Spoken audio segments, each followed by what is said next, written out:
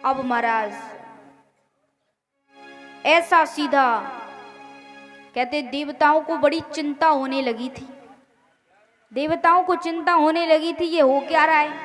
बोले राम जी तो जिस उद्देश्य से गए थे उस उद्देश्य को पूरा करने में लग नहीं रहे।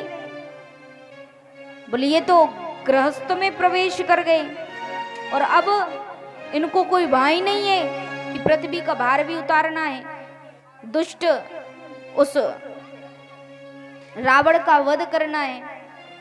तब क्या किया, सब देवता गए माता सरस्वती के पास और माता सरस्वती के पास जाकर के प्रार्थना करते हैं कि हे माता कैसे भी करो, किसी की भी बुद्धि को भ्रमित करो, परंतु कुछ ना कुछ करके कुछ ऐसा करो कि राम जी वनवास वन में चले जाएं, कैसे भी करो। अब महाराज सरस्वती माँ ने ठीक है कहा। महाराज दशरथ राज सिंहासन पर बैठे थे, दर्पण देख रहे थे, इतने में कान के पास में एक सफेद बाल दिखा। वशिष्ठ ऋषि से कहा वृद्ध हो चला हूं अब मेरे बस की बात नहीं है ये राजकाज संभालना।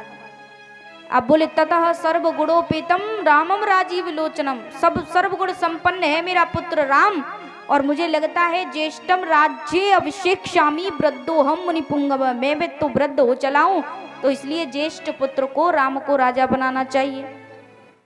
उसी समय दशरथ महाराज ने कहा, वशिष्ठ ऋषि ने कहा बड़ी सुंदर योजना बनाई तुमने, राम को राजा बनाओ। सब जगह समाचार फैल गया राम राजा बनेगा, राम राजा बनेगा, सब जगह समाचार फैला।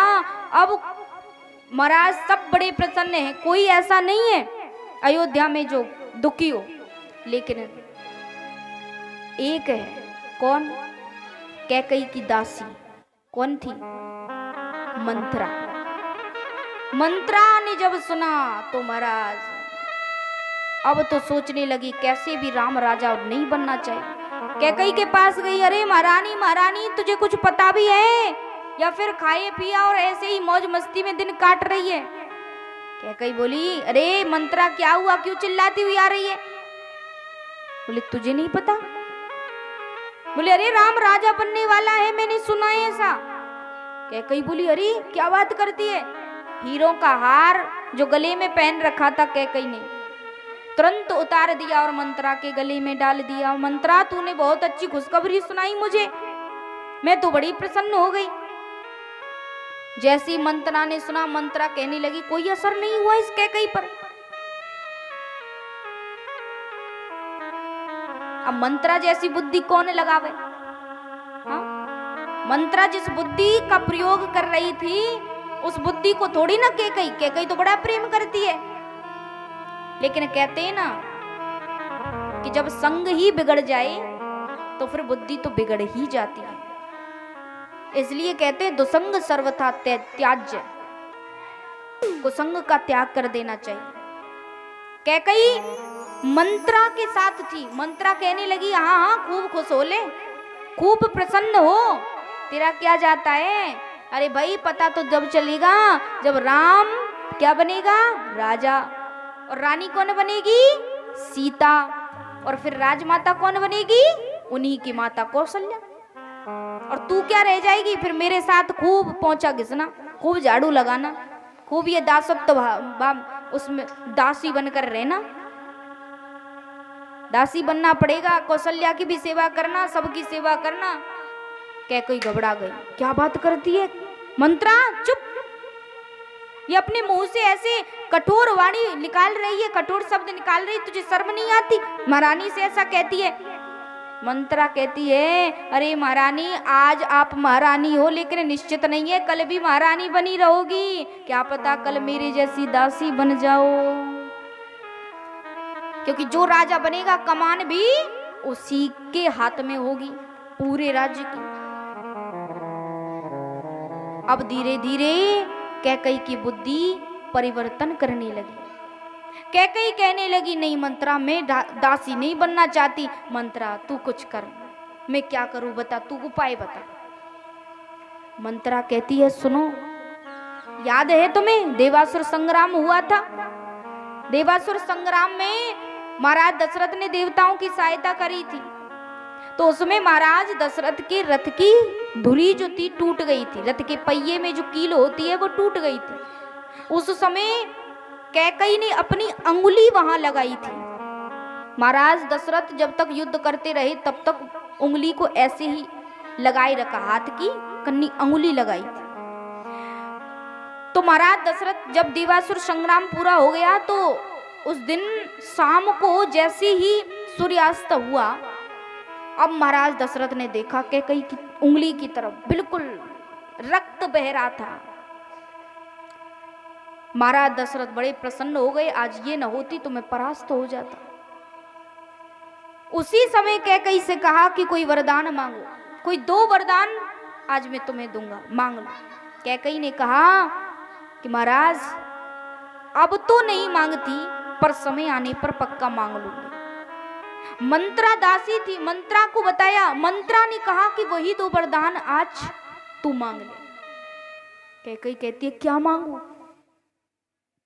पहले वरदान में मांग भरत का राज्य तिलक, दूसरे वरदान में मांग राम को 14 वर्ष का वनवास। कैकई कहती अरे क्या क्या बात करती है मंत्रा, अरे महाराज दशरथ सुनेंगे, वो नहीं देंगे, वो तो मना कर देंगे। राम को 14 वर्ष के वनवास के लिए नहीं भेज सकते वो।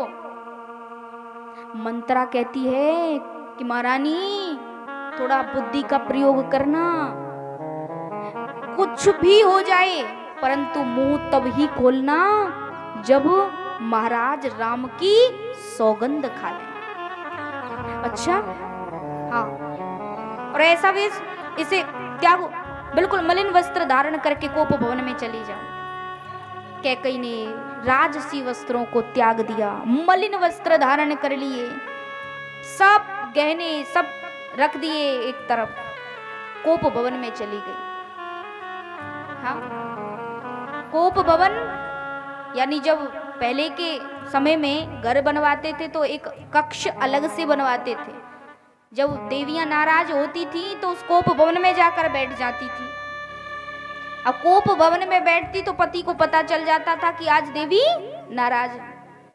वो तो महाराज बढ़िया हुआ पहले के समय में ही था, आज के समय में नहीं है, वरना मैयाएं तो महाराज सुबह से शाम तक उस कोप भवन में ही बैठी रहती, कब पतिदेव आएंगे मनाने। इतने में मना के नहीं हटते, इतने दोबारा बैठ जाती।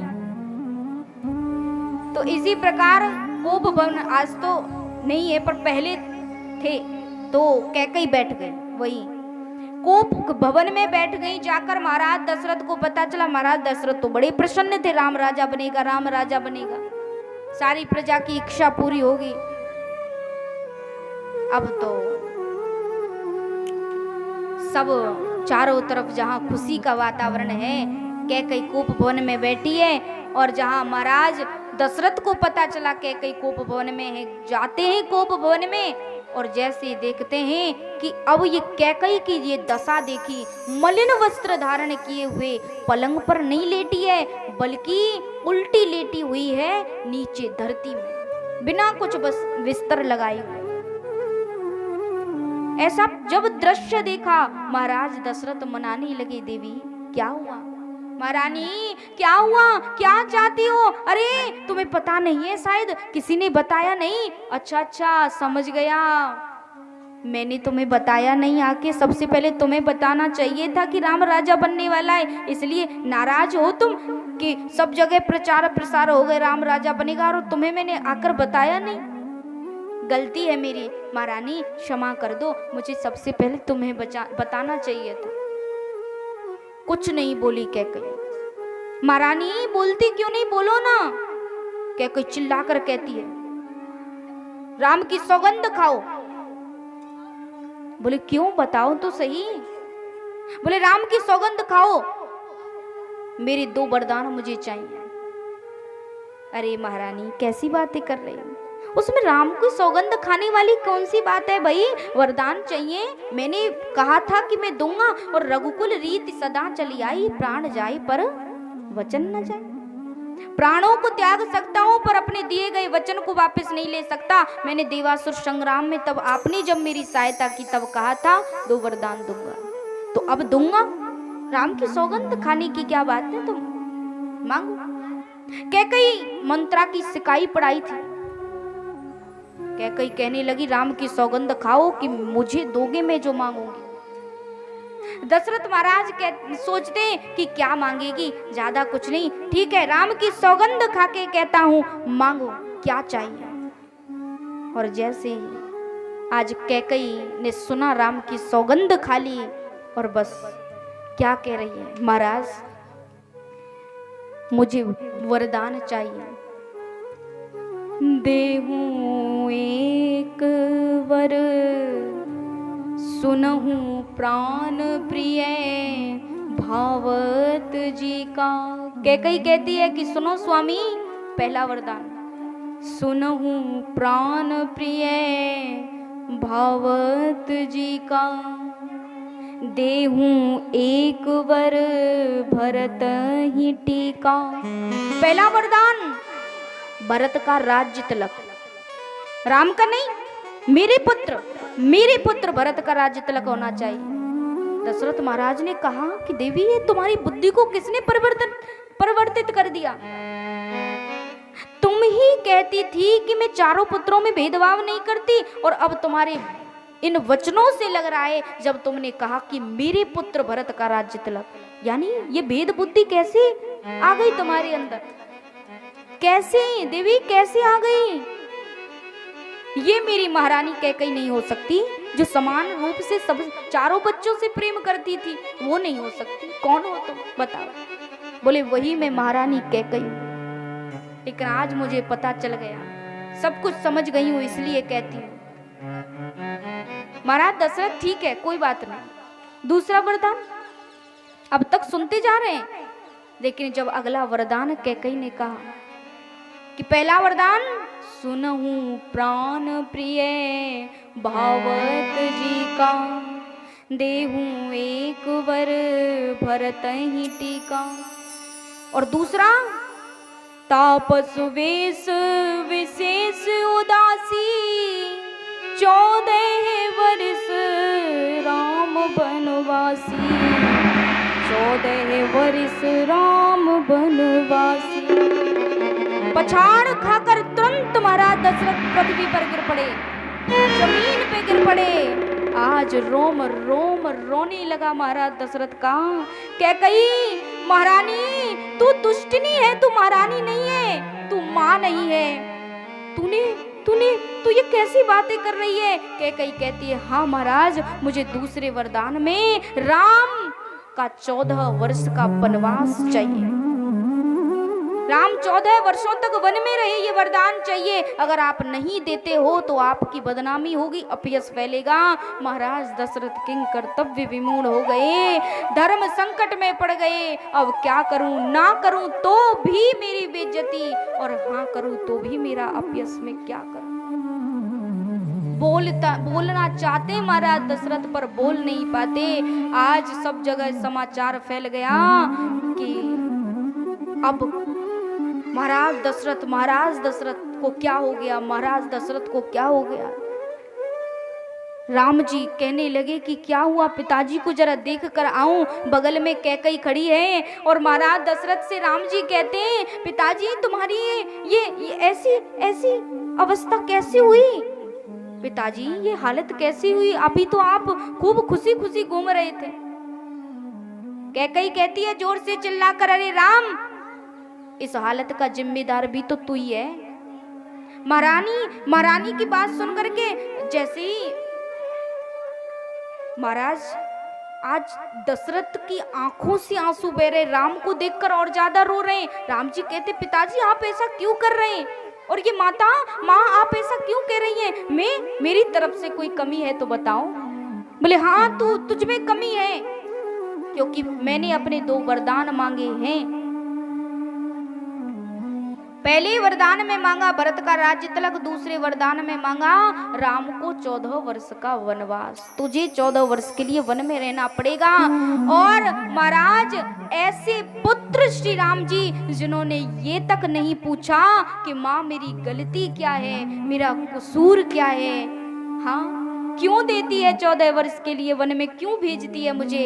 ऐसी ऐसी आज्ञा का पालन करने वाले श्री राम जी जिन्होंने सहज स्वीकार कर लिया माता, बस ये छोटी सी बात के लिए पिताजी की ऐसी हालत हो गई। पिताजी चिंता मत करो, मैं 14 वर्ष के लिए वन में जाऊंगा, चिंता क्यों करते हो? और आज महाराज सारी प्रजा में ये बात फैल गई, राम राज्य छोड़कर वन में जाने वाले, ये अयोध्या छोड़कर वन में जाने वाले हैं। और आज वो भयावह परिस्थिति बन गई।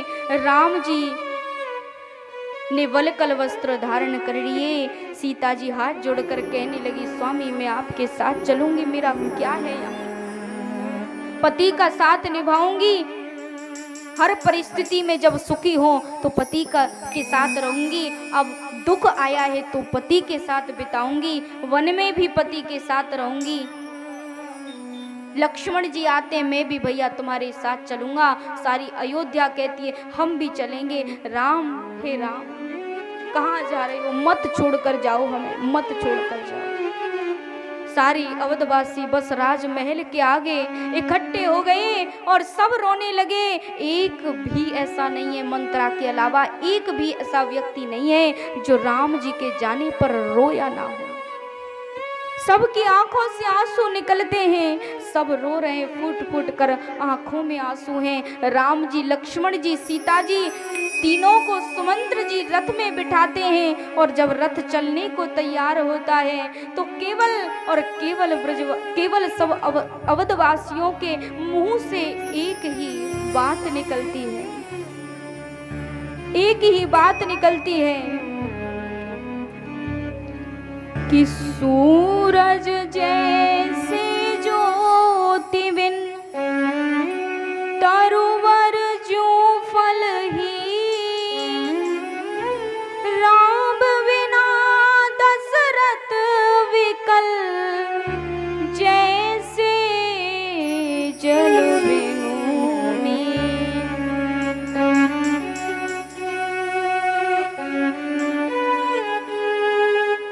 और आज सारे अवधवासी बस रोते रोते एक ही बात कह रहे हैं, मत जाओ, मत जाओ, मत जाओ, हे राम अयोध्या छोड़ के वन